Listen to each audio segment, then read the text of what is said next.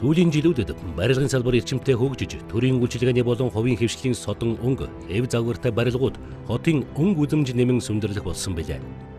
Гэвч барилгын салбар хурдцтай хөгжихдээ зэрэгцсэн бидний дотор айдас хуралдуулах болсон зүйл нь барилгын салбарт гарч байгаа осол гэмтэл ихсэж буй явдал юм.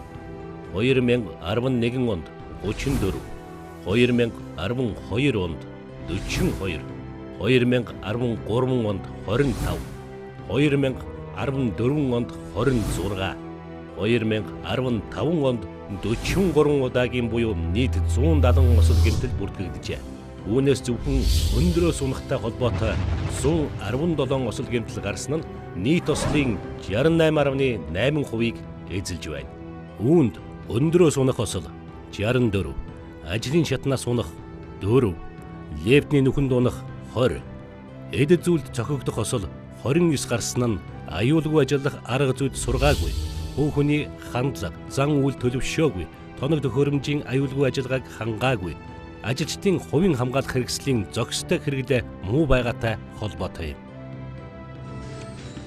2014 оны байдлаар барилгын үйлдвэрлэлд гарч буй ослоос үүдсэн нас баралт 88%-тай байгаа нь бусад салбарын дунджаас харьцангуй өндөр байна.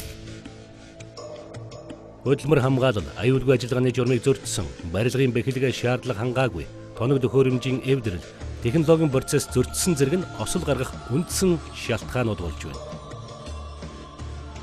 Барилга хот байгуулалтын яам, мэрэгжлийн хяналтын газар болон бусад холбогдох байгууллагуудын зүгээс барилга усралтын үйл ажиллагааны үед хөдөлмөрийн аюулгүй байдал, эрүүл ахуйн стандартыг хангахад олон улсын шилдэг технологийн нэвтрүүлэх тал дээр онцгой анхааран ажиллаж байна.